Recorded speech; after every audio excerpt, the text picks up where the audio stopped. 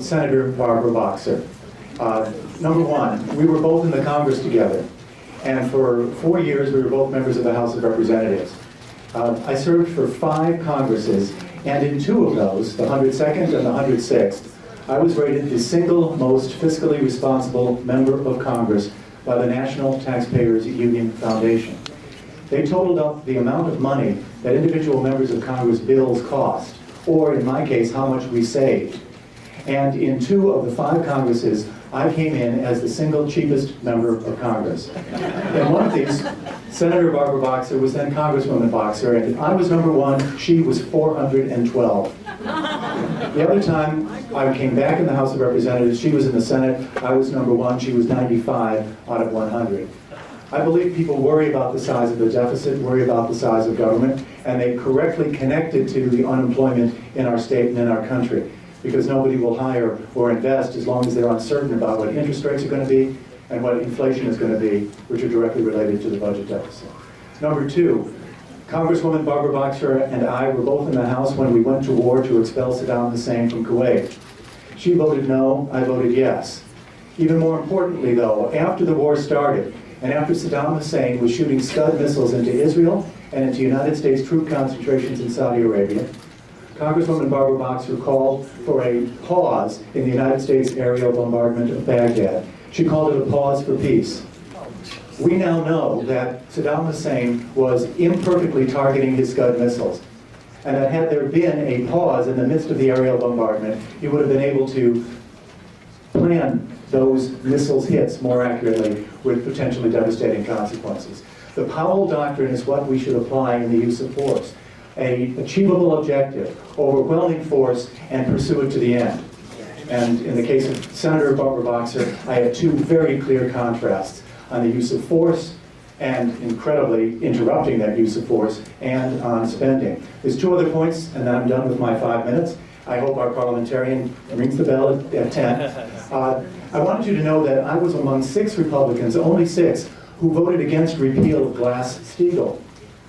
It was very difficult whenever you're in a low number of people in a vote on the House floor. People say, well, maybe you're the one who's wrong. The repeal of Glass-Steagall allowed the banks to get bigger and bigger. It allowed the unification of many banks which had previously been separate.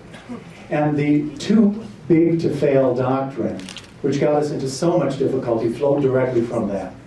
And it sometimes takes standing up on your own, and in that case, out of a Republican majority, there were only 6 of us who said, no, it's too dangerous to create something called the too big to fail doctrine. And that will be a contrast as well during this campaign. Lastly, I am a constitutionalist. When President Clinton bombed Belgrade for 79 days without the approval of Congress, he violated the Constitution. I used the War Powers Act for the first time it had ever been used. I brought a vote to the House floor. It had never been used before. To put the members of Congress on record, because that's what the Constitution intended.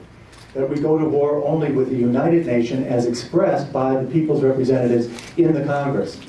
Bill Clinton went ahead and bombed Belgrade without that approval. So I brought it to the floor, a very interesting evening. The vote was 213 to 213. Evenly divided House, which means that the vote failed. And so I immediately sued President Clinton.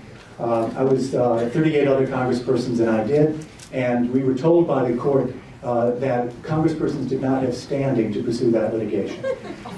Nevertheless, I want you to know that about me. I stood up, I brought the lawsuit, I brought the vote to the House floor. I believe in the Constitution, I carry the Constitution with me, and I apply it. The end of my story is simply this, that even though I didn't get to win, every major constitutional textbook in America now has a case called Campbell versus Clinton. Thank you very much. I'm open to your questions. All the time. Yes, please. Congressman Campbell, my question is, assume you're elected senator from the state of California. Go ahead, please. I made a mistake, I'm sorry. What is the single biggest thing that you would do as a senator from California in the Senate, say for instance, if Barack Obama's health care is rammed through this year, for instance? Repeal it if it's rammed through, but stop it first. I think we still have a chance to stop it. There are some blue dog Democrats in the Central Valley We need to get mobilized and keep them from voting on the Senate version now, and we can stop it. It's a darn sight harder once it's passed, because to repeal it requires 2/3 of both houses, because President Obama will veto the repeal.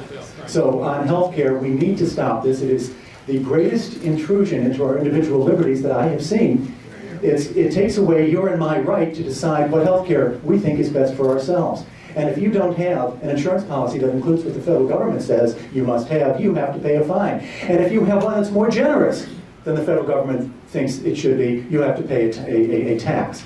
And in one version of the Senate, it said, unless you're in a labor union. It's an outrageous and a very clear example of arrogance of one-party rule. Yes, ma'am. Are you pro-life or pro-choice? I'm pro-choice. Yes, sir. What is your position concerning the Endangered Species Act and the Delta smelt? The Endangered Species Act and the Delta smelt. The Delta smelt should not take precedence over hardworking men and women and their children and their families in the Central Valley of California. This is an outrage.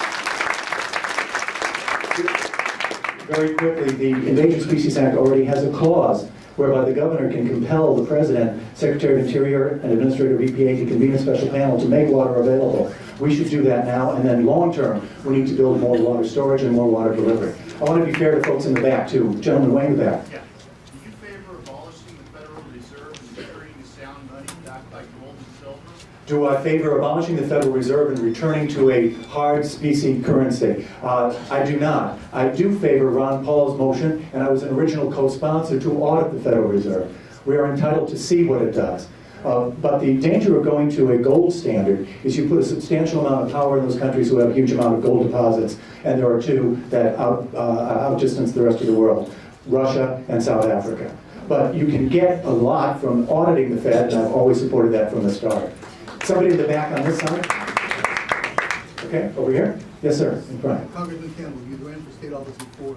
How do you propose to defeat Senator Boxer? How do I propose to defeat Senator Boxer? Never before has the economic issue been so central. I bring to this race a PhD in economics from the University of Chicago, Milton Friedman, my faculty advisor. I bring to this race a record of fiscal responsibility in Congress. I'll be blunt, second to none. She brings a record of one of the biggest spenders in Congress. The contrast is going to be clear on economic issues for the first time in my political life. Other times when I've run, there's been 100 other issues. This is the issue today. And people know that you cannot get jobs long-term by simply having the government print money and then giving them to you. A quick addition, then I'll take another question. The Wall Street Journal said the president's claim of 2 million new jobs from the stimulus package, it's not true. Might be 500,000, and of them, 380,000 are government jobs. So that is what's wrong with the present system. Barbara Boxer is part of the present system, and maybe my best argument is she's been there 28 years. Please, give us a break. I saw you on Sunday on television, and you said, I believe I understood correctly, you voted against Proposition 8. Is that correct? That's correct. Did you support that? I support that the state should not discriminate on the basis of whether you're gay or straight. So let me be clear, I did not support Proposition 8. Thank you for asking. Yes, sir. Your personal criteria for approving judicial appointments. A very fair point. I testified on behalf of Robert Bork when he was nominated by President Ronald Reagan. I was a professor of law then at Stanford University. And at that time, you might remember Senator Biden and Senator Kennedy defeated a very fine candidate trying to impose their will instead of the president. My view is the president has the right to select nominees to the federal courts. The role of the Senate is to make sure that the individual is qualified, competent, and not so far out of a reasonable spectrum of disagreement as to damage the system. Now, Robert Bork fit comfortably within that, and it was unfair for Ted Kennedy, the late Senator Kennedy, and Senator Biden to have defeated him. I would apply that same standard. The president is our president. He won, and his nominees are who I will vote for or against, but my criteria are going to be those. And if we follow that, then when we hold the presidency again, we'll perhaps get somebody as qualified as Robert Bork. I've just been told time. May I say, campbell.org is my website. I am deeply grateful for this invitation, and I'll come back as often as you'll have me. Thank you, and God bless America.